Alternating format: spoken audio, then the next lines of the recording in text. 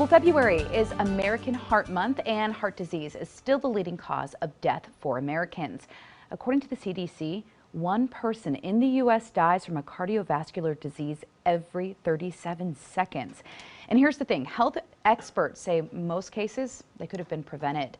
Here to speak with us about a specific type of heart disease is Dr. Mark Gajar, cardiologist at Ascension Seton. All right, doctor, thank you for joining us early on this Saturday morning. So we mentioned this is a different type of heart disease we're talking about, valvular heart disease. What is that all about? So valvular heart disease is actually quite a complex topic, and I like to explain it by simplifying the heart.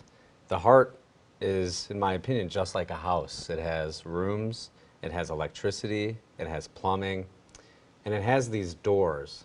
And these doors sit in between the rooms, and there's 4 of them. And I like to think of these doors as the valves of the heart. And I like to consider these doors to be like French doors. They should open up widely and let blood go through from one room to the next. And then they should close completely to prevent blood from going backwards or causing leak. Valvular heart disease is when there's a problem with one of these valves. And it could be categorized in one of 2 fashions.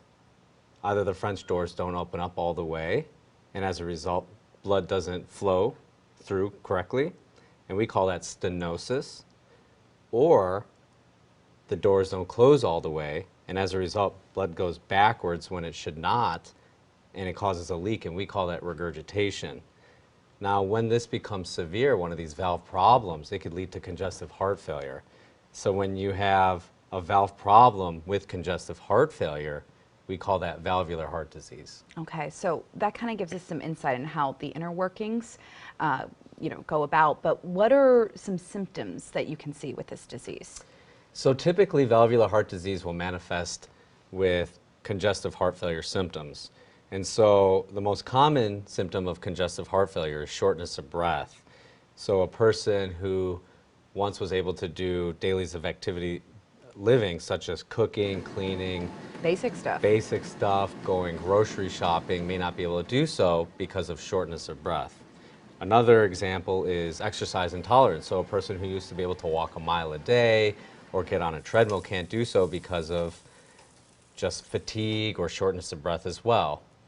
And then it also depends on the type of valve and the valve problem. So for instance, aortic stenosis, which is the final valve in which blood has to go through to exit the heart, when that becomes tight, patients can have impaired blood flow to the brain or the heart arteries, and so that can manifest with chest pain or lightheadedness, dizziness, passing out, etc. With your patients, is this something that affects younger people, older people, all ages? What do you see?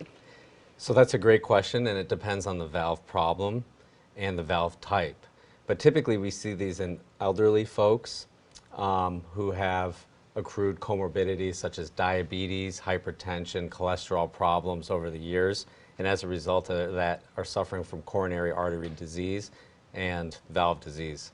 Interesting. Now, I know you just saw on your screen there some ways that you can prevent this disease in your life. We'll also have this information over at kxan.com.